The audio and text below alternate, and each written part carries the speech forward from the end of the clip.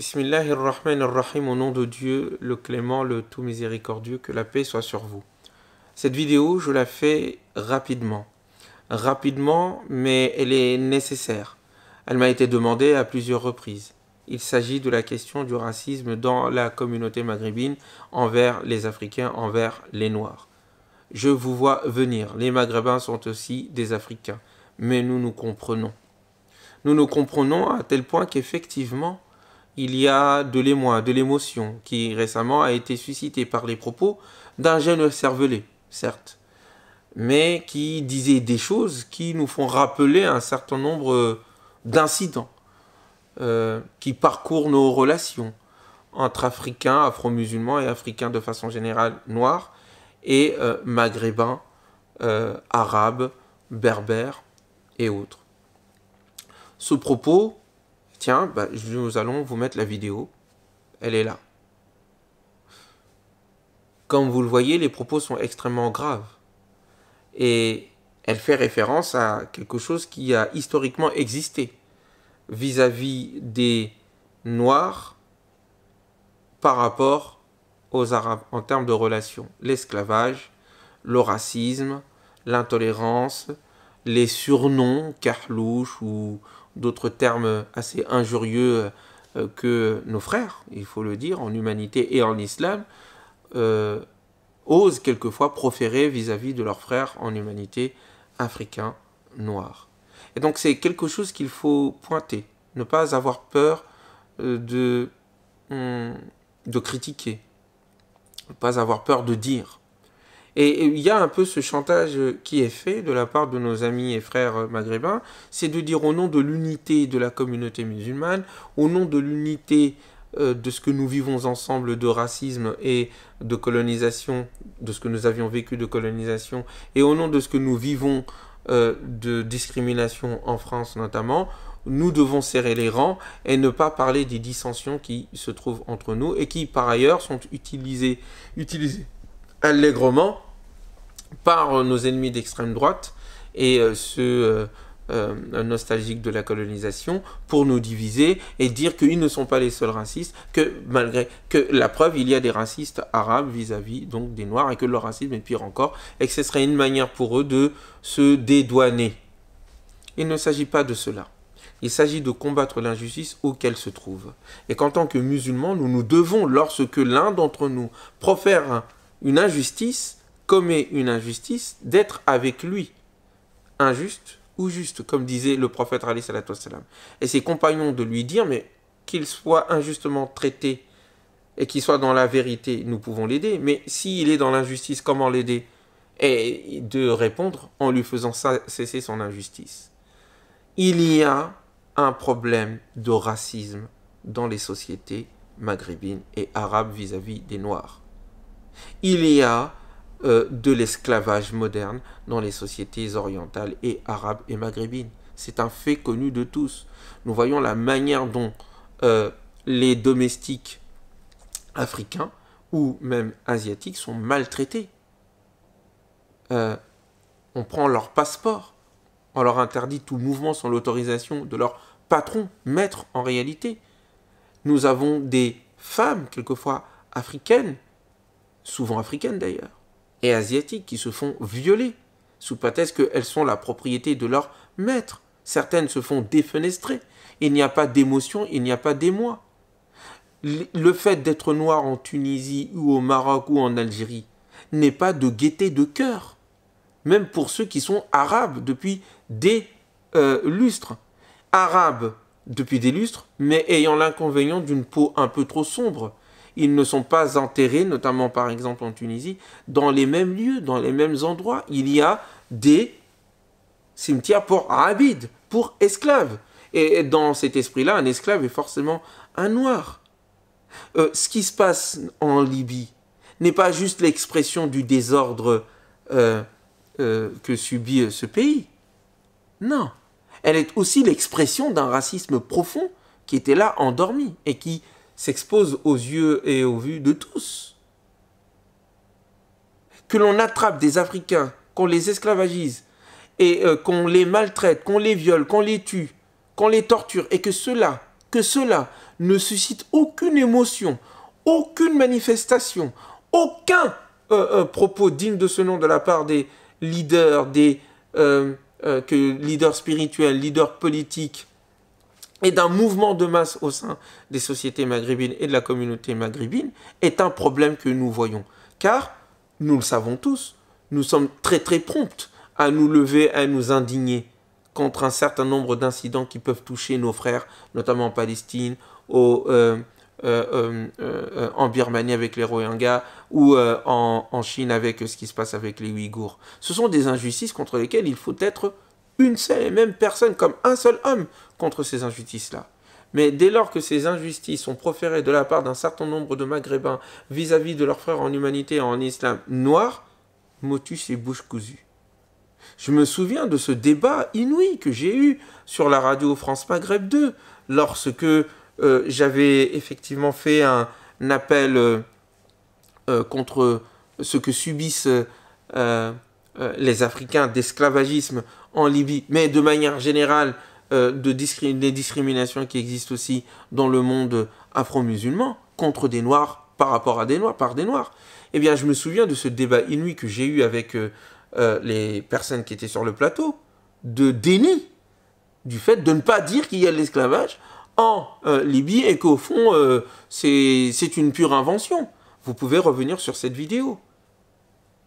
Elle vous est déjà indiquée. Eh bien, c'est inouï ce déni. Et c'est ça qui est dérangeant de la part de nos frères et de nos sœurs maghrébins et maghrébines. Il y a du racisme. Il est structurel dans les sociétés maghrébines.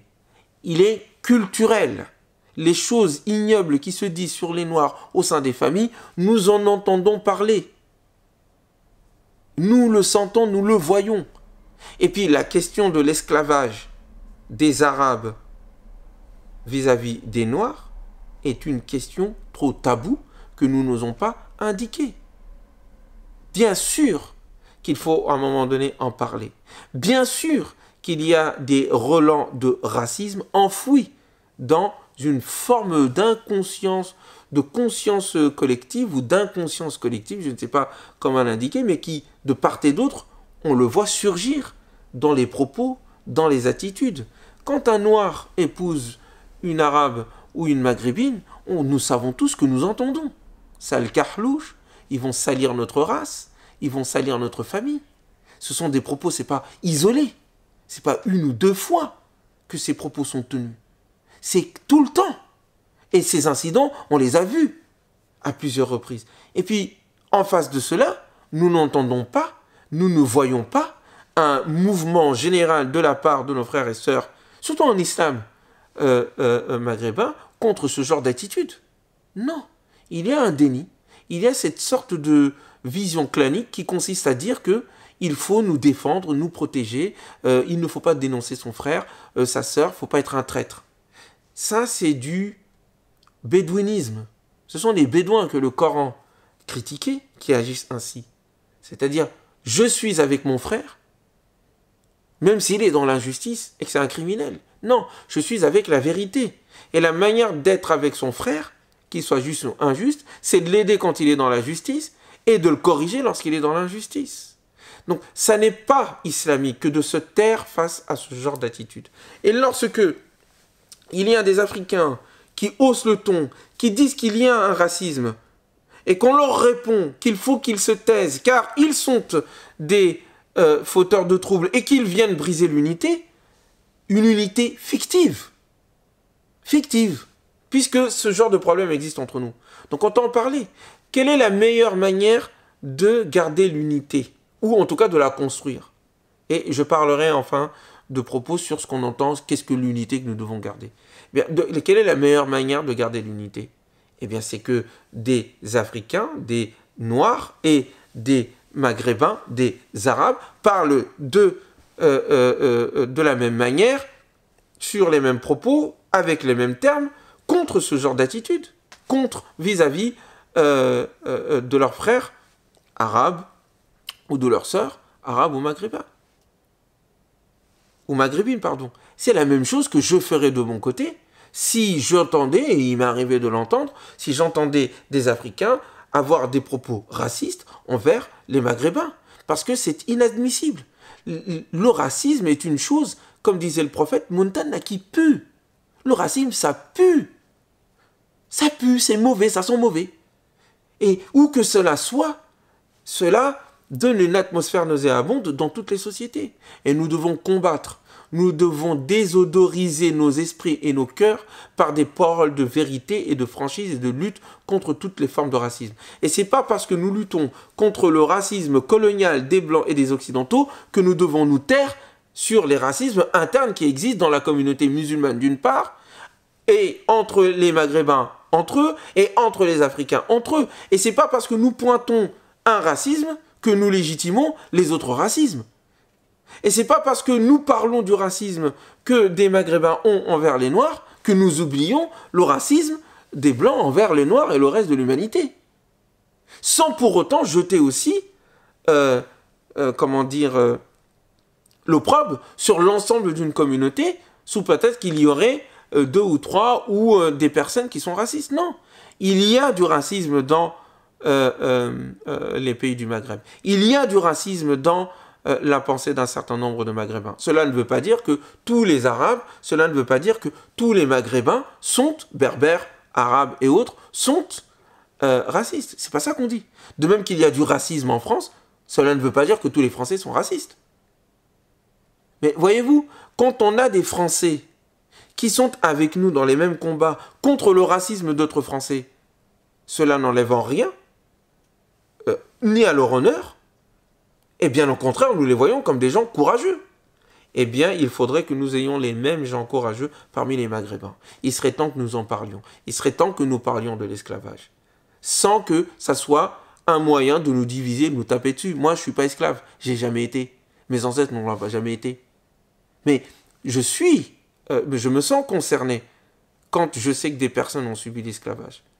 Quand je sais que parmi nos frères arabes, qui sont musulmans, qui sont nos frères, mais ça ne les a pas empêchés, je parle à l'ancienne, d'avoir des esclaves, de les réduire, des noirs, des esclaves, et de récupérer l'histoire farfelue d'un Noé dans la Genèse qui aurait maudit un de ses fils, et lui aurait maudit en disant qu'il serait l'esclave, sa descendance serait l'esclave de ses 2 frères, et que c'est pour cela donc que les noirs, qui sont les enfants de cet enfant de Noé, sont destinés à être des esclaves. Des histoires farfelues qui ne sont pas coraniques et que le Coran est venu contredire et déconstruire. Eh bien, les esclavagistes parmi les Arabes, parmi les Maghrébins, ont récupéré cette histoire biblique pour justifier leur propre esclavage, alors que tous les éléments dans le Coran viennent nous indiquer le contraire, qu'il fallait que nous soyons les premiers à abolir l'esclavage. S'il plaît à Dieu, je ferai une vidéo complète sur la question de l'esclavage. Elle fut faite auparavant, mais cette vidéo a été perdue. Je l'ai faite une 2e fois. Cependant, les conditions dans lesquelles elle fut faite l'année dernière au Mali ne sont pas très probantes. Et je pense que j'en ferai une dans des meilleures conditions où je prouverai par A plus B que ce sont les musulmans qui ont déformé, et notamment arabes, qui ont déformé les réformes de l'islam sur la question de l'esclavage, qui étaient censé disparaître si on avait appliqué les mesures de l'islam sur cette question-là, mais j'aurai l'occasion d'en reparler. L'islam est contre l'esclavage, l'islam est contre le racisme, et il s'agit de combattre toute personne qui est raciste, car les racistes sont les fils de Satan, qui est leur premier père. C'était le premier raciste. C'est celui-ci qui dit que l'autre étant de terre, lui étant de feu, il est meilleur que lui. Et qui peut donc s'enorgueillir. Les racistes sont les fils de Satan. Et donc nous combattrons les fils de Satan, quels qu'ils soient, même s'ils prient dans la mosquée. Parce qu'ils peuvent prier dans la mosquée, avoir l'apparence d'un musulman, et détenir un cœur de Satan, dès lors qu'ils profèrent de tels propos et qu'ils pensent de telles choses envers un autre frère en humanité. Ô être humain, Ya ayyuhannas, inna khalaqnakum min dhakarin wa untha.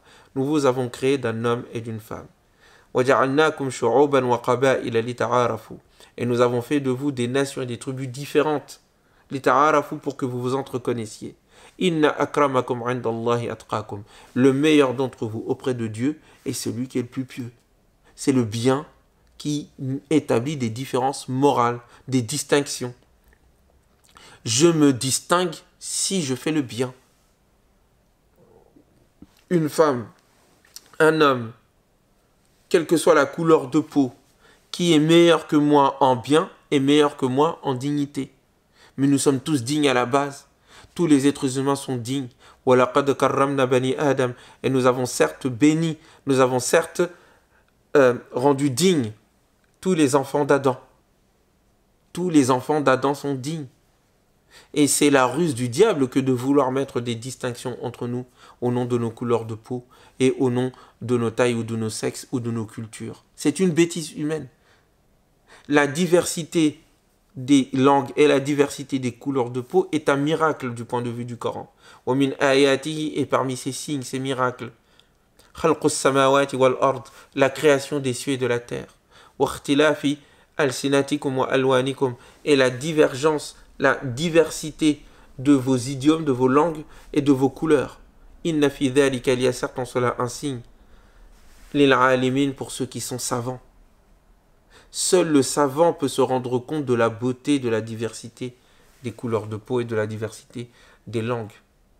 Seul un savant, un être intelligent, peut se rendre compte de la nécessité que l'autre soit différent pour que nous puissions nous entreconnaître et nous enrichir. Il faut donc penser, et c'est le sens de ma proposition, il faut donc penser, nous en tant que musulmans, les modalités de l'entreconnaissance entre les différentes cultures musulmanes à l'intérieur de la communauté musulmane, car nous sommes des communautés musulmanes. Et dire qu'il faut maintenir l'unité de la communauté musulmane dans l'effacement des spécificités des uns et des autres dans la communauté, c'est le meilleur moyen de nous diviser.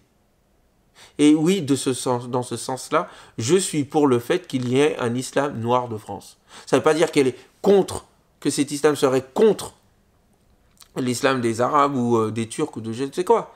Mais s'il y a des mosquées maghrébines spécifiques qui quelquefois parlent leur langue à eux, dans la mosquée, on ne comprend rien. C'est qu'ils ne parlent même pas l'arabe littéraire. Ils ne parlent même pas l'arabe littéraire, alors le français on n'en parle même pas. Ils parlent leur dialecte à eux, de village. Et comment on ne comprend rien du tout. Ils sont les seuls à parler entre eux dans la mosquée, comme si c'était à eux. Donc si ça, on arrive à le tolérer et qu'il n'y a pas de problème, je ne vois pas pourquoi les Africains ne devraient pas avoir leur propre mosquée, avec leur propre vision et leur propre culture, ouverte à tout le monde. Si les Turcs arrivent à avoir leur propre mosquée, sans que cela s'oppose à la présence des Arabes, ou des Africains, ou d'autres personnes dans leur mosquée, mais c'est eux qui dirigent avec leur vision des choses à eux, leur propre spécificité culturelle, qui est une richesse. Si les Marocains arrivent à le faire, si les Algériens le font, si les Tunisiens le font, nous d'ailleurs, de notre point de vue, si je n'étais rentré dans la question des mosquées lorsque j'étais responsable d'une mosquée, jamais je faisais la différence entre Marocains, Tunisiens et Algériens. C'est quand je les ai vus en train de se taper dessus, je me suis rendu compte que, ah oui, ils sont différents. Bon, nous, de notre côté, ils font pas la différence entre Sénégalais, Maliens, Bambara, Soninké, Ivoiriens ou autres. Hein. C'est tous des Noirs. Bref, ce que j'essaye de dire, il est temps que les Africains aussi se prennent en main. Ça sert à rien de pleurnicher tous les jours. Il faut à un moment donné se prendre en main, arrêter d'être des suiveurs, avoir nos mosquées, pas en fermeture par rapport aux autres, mais en responsabilité et en acteur. Pour participer, il faut exister. Si vous n'existez pas, vous ne pouvez pas participer. Pour faire l'unité, il faut des différences. S'il n'y a pas de différence, c'est l'uniforme. Est-ce que vous saisissez? Est-ce que vous comprenez? Donc, moi, je ne suis pas pour un islam des ethnies. Mais je suis pour l'islam qui dit la diversité des peuples et des cultures et qui met en place l'horizon de l'humanité sur ce sujet-là, c'est-à-dire l'entreconnaissance. Il faut penser des institutions d'entreconnaissance. Il faut penser des institutions qui parlent de l'islam africain. Il y a une histoire de l'islam africain. Nous ne connaissons pas l'islam africain. Moi, quand je suis parti dans les différentes écoles et centres de formation islamique, on nous a parlé de l'époque du prophète, alayhi salatu wassalam, des compagnons, que Dieu soit satisfait d'eux, des 4 califes, de l'Empire omeyyade, de l'Empire abbasside, des Fatimides et ensuite de l'Empire ottoman, et basta. On ne sait pas qu'est-ce qui s'est passé en Inde, on ne sait pas qu'est-ce qui s'est passé dans les Balkans, on ne sait pas ce qui s'est passé chez les Africains. Il n'y a pas d'histoire de l'islam chez les Africains, pas de culture islamique africaine. On met tout ça de côté. Pourquoi? Et ça aussi, ça a compté dans l'islam. Ça a compté dans le monde. Et donc, ne pas en parler, ou ne pas connaître l'autre, c'est le meilleur moyen, dans cette méconnaissance, de le dénigrer, de l'oublier et de le réduire. Vous voulez lutter contre l'esclavage, contre le racisme, il faut établir une entreconnaissance entre les différentes cultures et respecter ces différentes cultures. Il faut un brassage.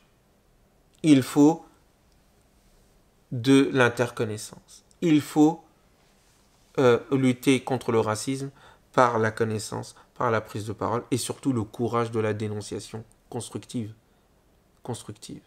Moi, j'ai hâte de voir un musée des arts musulmans africains. J'ai hâte, comme je vois dans Lima, l'Institut du monde arabe, l'art de la civilisation arabe et musulmane. Et j'aimerais bien trouver la même chose chez les Africains. Voilà, c'est un appel. Donc, contre le racisme, quel qu'il soit. Le racisme des Noirs envers les Maghrébins est aussi inadmissible que le racisme des Maghrébins envers les Africains. Bien que, je suis obligé de le dire, un certain nombre de ressentiments dans la communauté africaine vis-à-vis des Arabes est plus une réaction. Il n'y a jamais eu de groupement arabe ou berbères qui ont été réduits en esclavage chez nous en Afrique de l'Ouest. Ça n'existe pas. Par contre, le contraire a eu lieu. Ça a eu lieu, c'est un fait historique. Et faire comme si cela n'existait pas, tout en continuant un système insidieux, voilà, qui est présent dans le langage et dans la culture et dans la vision, voire même dans la structuration de la société dans les pays du Maghreb et quelquefois dans nos mosquées, les amis. Il y a des choses qui se passent dans nos mosquées et dans nos familles. Donc, il faut savoir dénoncer ce point-là. Et quand je dis qu'il y a du racisme chez les Africains, cela ne dédouane en rien le racisme chez nos amis arabes et le racisme chez nos frères en humanité et en religion aussi chez les Occidentaux. Voyez-vous, dire qu'il y a du racisme chez les Africains, ça ne veut pas dire que moi je suis raciste. Je ne suis pas raciste, moi. Mais si je vois du racisme chez les Africains, je dois le combattre, au nom de Dieu. De même qu'il y a du racisme chez les Maghrébins. C'est un fait établi. Et le nier, c'est aller à l'encontre de ce que Dieu veut. Si nous sommes avec Dieu, nous devons combattre ce phénomène. Ne serait-ce que pour que nous soyons ensemble unis pour les combats communs qui nous concernent. Voilà ce que je peux dire là-dessus. Non à toutes les formes de racisme. Oui à la dénonciation du racisme maghrébin vis-à-vis des Africains. Oui à la dénonciation de l'esclavage moderne qui existe dans les pays maghrébins vis-à-vis des Africains. Et oui à toutes les luttes qui nous aideront à vaincre ce phénomène, ce fléau, et à nous aider ainsi à être des exemples pour le reste de l'humanité pour lutter contre toutes les formes de racisme. Je suis désolé, nous ne pouvons pas lutter efficacement contre le racisme des autres si ce racisme-là existe entre nous. Et que pour que nous vainquions les autres, nous devions nous taire sur les nôtres. Non, il faut parler de tous, les nôtres comme les autres, parce que ces autres, ce sont les nôtres aussi. Je vous dis paix, et sachons que le meilleur d'entre nous est le plus pieux. Et la piété, ce n'est pas quelque chose qui sort de la couleur de peau, ni de l'origine culturelle ou de l'origine biologique. Ce sont des actes qui s'opposent. Quels sont tes actes ?